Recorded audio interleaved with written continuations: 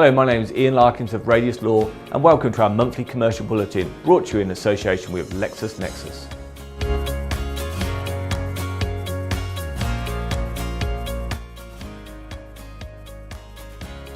Most commercial leases include an obligation on the tenant to return the leased property to a certain condition and to pay the landlord's costs of recovering any sums due to it. Now, this was the situation in the case of Littlestone v McLeish of 2016, where the lease included the following obligation: to pay the lessor all costs and expenses, including legal costs and fees payable to a surveyor, which may be incurred by the lessor, the recovery or attempted recovery of arrears of the rent or other sums due from the lessee. Now, the court ordered that the landlord was entitled to recover its legal costs on a standard basis. That's only where the landlord could show that the costs were reasonable and proportionate. The landlord then successfully appealed, stating that the contract did not require the cost to be proportionate. The Court of Appeal agreed and stated it would only rule against costs where the tenant could show they were unreasonable. Now, does an agreement that states a variation will not be effective unless made in writing and signed by or on behalf of each of the parties exclude a variation made by email? This was a question posed in the recent case of C&S Associates UK, the enterprise insurance company of 2015. The commercial court found that an email would suffice. Now, this decision clearly gives a liberal interpretation to the meaning of signed. If businesses wish to avoid the risk of overriding previously agreed contractual terms by an informal email, then it will make sense to make sure that variation clauses are subject to stricter controls, perhaps by only allowing variations on paper and subject to the approval of a director. When a business transacts on its standard terms, any terms that limit or exclude liability for breach will be subject to reasonableness tests under the Unfair Contract Terms Law. There has, however, always been some uncertainty on what transacting on standard terms means. In the recent case of African Export-Import Bank v Sheba Exploration and Production of 2016, the parties had entered into a facility agreement which, although it was based upon a standard form agreement, it had been negotiated by the parties. The question of whether the contract was on standard terms then arose. The court, following decisions in Hadley Designs v City of Westminster of 2003, that had ruled standard terms were terms that were intended to be imposed without negotiation, and Uanda UK v WW Gear Construction of 2011, that had determined standard terms are terms which the company uses for all or nearly all of its contracts without alteration, found that the bank's terms in this case were not standard terms as they had been regularly negotiated. This case does therefore give some clarity on the meaning of standard terms. It is also a reminder to businesses that operate a take it or leave it approach to contracting that they may be subject to reasonableness challenges. Two recent cases have underscored the importance of genuinely considering mediation to resolve a dispute. In Reed v Buckinghamshire Healthcare NHS Trust of 2015 and Bristow v Princess Alexandra Hospital NHS Trust, also of 2015, the trusts were penalised by the courts for their unwillingness to cooperate with mediation. The courts were clear that excuses that the case had already been set down for a detailed assessment or because the parties were so far apart were insufficient.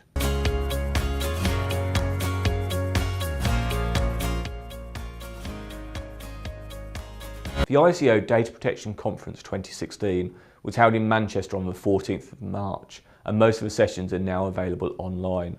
Topics included privacy impact assessments, privacy notices, cybersecurity, and of course the future of data protection regulation. In addition, the ICO has issued guidance on the 12 steps organisations should be taking now to prepare for the general data protection regulation.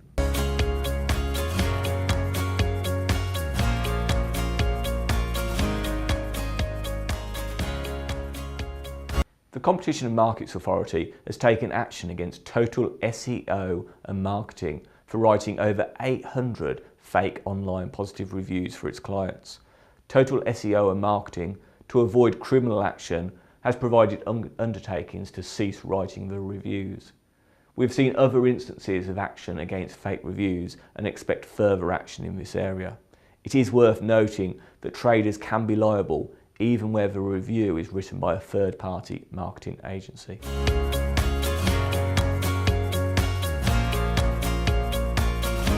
In February, MI Home Care agreed to settle a care worker's claim for being paid less than the minimum wage.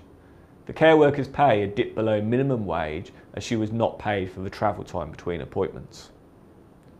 The recent Supreme Court ruling in Mohammed v WM Morrison supermarkets is likely to raise concerns for businesses about the actions of their staff. In this case, WM Morrison's petrol forecourt employee violently attacked a customer, and WM Morrison's has been held liable for his actions. Previous cases have only held an employer liable for violence under the close connection test, when the violence was directly relevant to the employee's job, e.g. for nightclub bouncers. This case proves that courts are willing to adopt a more liberal application of the close connection test. Employers have expressed dismay about the HMRC guidance, which states that when offering childcare vouchers through salary sacrifice schemes, the vouchers should continue to be provided during periods of family leave, most commonly maternity leave, when the employee may only be receiving statutory pay, leaving no salary from which the vouchers can be deducted. The guidance has been based on the understanding that vouchers are benefits in kind, which the employer must continue during family leave, rather than remuneration, which stops and is replaced by statutory and, where applicable, contractual leave pay. The EAT has now ruled that the HMRC guidance is wrong. Where the vouchers are provided by salary sacrifice, this should be considered as a diversion of salary and therefore still within remuneration, rather than have been converted to a benefit in kind. It seems that nearly every month there is a new case to provide more clarification on whether something is caught by the Transfer of Undertakings, Protection of Employment Regulations of 2006. The recent case of Arch Initiatives v Greater Manchester West Mental Health NHS Foundation considered whether TUPE will apply when services are split along functional lines at the point of transfer. In this case, Bolton Council contracted out certain services. In 2013, it decided to split the services into 5 lots. Lifeline Project was a successful tenderer in respect of lots 2 to 5. Arch was a successful tenderer in respect of lot 1. Arch, however, refused to take on the claimant employees. The tribunal held that there was an organised group which had as their principal purpose the services contained in lot 1. Arch appealed, claiming that TUPE could not apply when the services had been split into different parts. Arch's appeal was dismissed. The Employment Tribunal was clear that TUPE is not defeated simply because activities are split along functional lines between 2 new contractors. The case of Kelly v Covent Laboratories of 2015 has tested whether it is discriminatory to prohibit a person from speaking their native language at work. In this case, a Russian speaker claimed direct discrimination and harassment because she had been told not to speak Russian at work.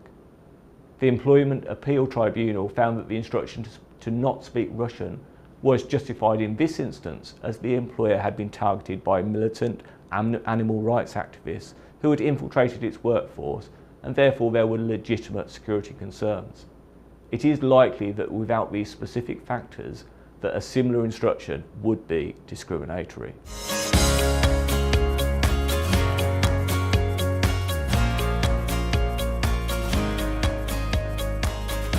Trunky, the ride-on children's case that was made famous by its appearance on Dragon's Den, has made registered design history.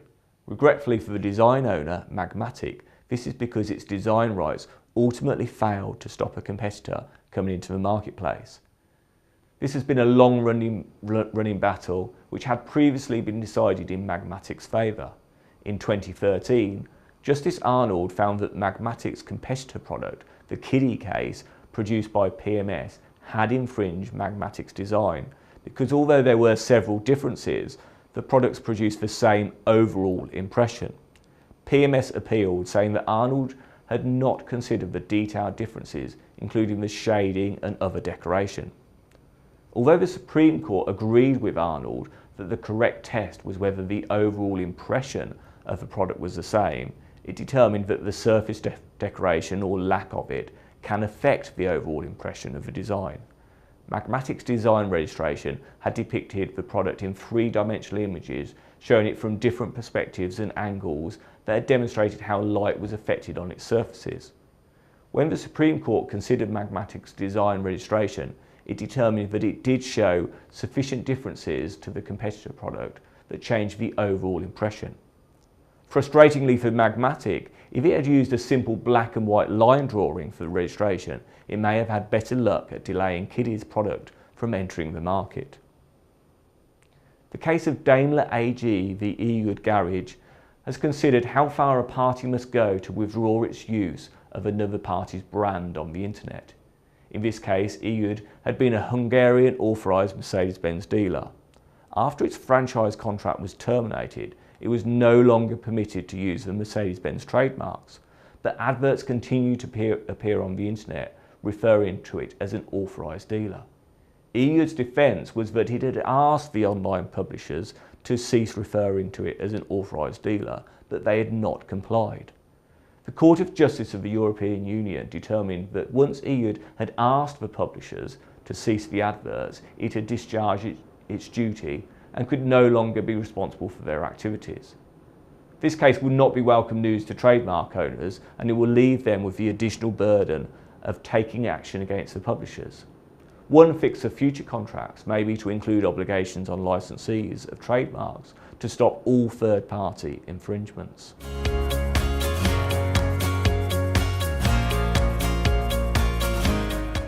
A recent report by the consumer champion, money-saving expert, has named and shamed 17 well-known online consumer brands for failing to correctly advise customers of their rights to reject under the Consumer Contract Regulations of 2013. The common error seemed to be a requirement for customers to return goods within 14 days, whereas the law requires consumers are given 14 calendar days to cancel their orders from receipt and a further 14 days from cancellation to return the goods. Failure to provide a valid cancellation notice is likely to lead to an extension of the cooling off period to 1 year. The government has issued a call for evidence on how terms and conditions can be made more user-friendly and on proposals to introduce fines for unfair terms. This follows research undertaken by Which in September 2015 that highlighted how terms and conditions are often incomprehensible to consumers, particularly in the car and travel insurance market. In some instances, the terms and conditions reviewed by Which exceeded 38,000 words.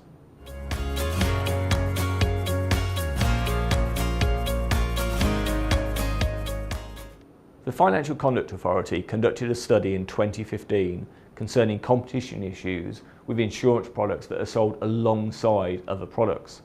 This has resulted in the FCA making 4 remedies. Firstly, since September 2015, a deferred opt-in was introduced for certain guaranteed asset protection (GAP) sales. This means that GAP products cannot be introduced and sold on the same day. Prescriptive rules on the information to be provided to consumers were also implemented. Secondly, on the 1st of April 2016, the FCA banned opt-out selling across financial services subject to certain exceptions. This is a very wide ban and will apply to any add-on product in any sector and regardless of whether the primary product is regulated or not. This remedy extends the opt-out ban that already exists in the Consumer Contracts, Information Cancellation and Additional Charges Regulations of 2013, which applies only where the primary product is non-financial. Thirdly, on the 1st of April 2016, the FCA introduced an obligation to provide customers with appropriate and timely information about the add-on insurance products. This includes requirements to identify the common add-on insurance products early in the sales process, show the customers the annual price of add-ons, and improve the information to help customers understand the primary products and add-on packages. And fourthly, on the 1st of March 2016, the FCA published its response to its June 2015 discussion paper and announced that in summer 2016 it will pilot the publication of a scorecard on some insurance products. The detail is still to be worked out, but it is likely to include key performance data such as claims ratios and claims acceptance rates.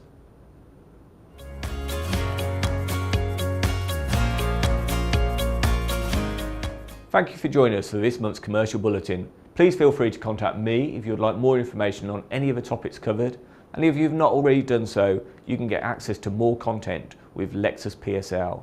Any other feedback on our bulletins is, of course, also welcome. We'll be back next month with another update. Until then, thank you and goodbye.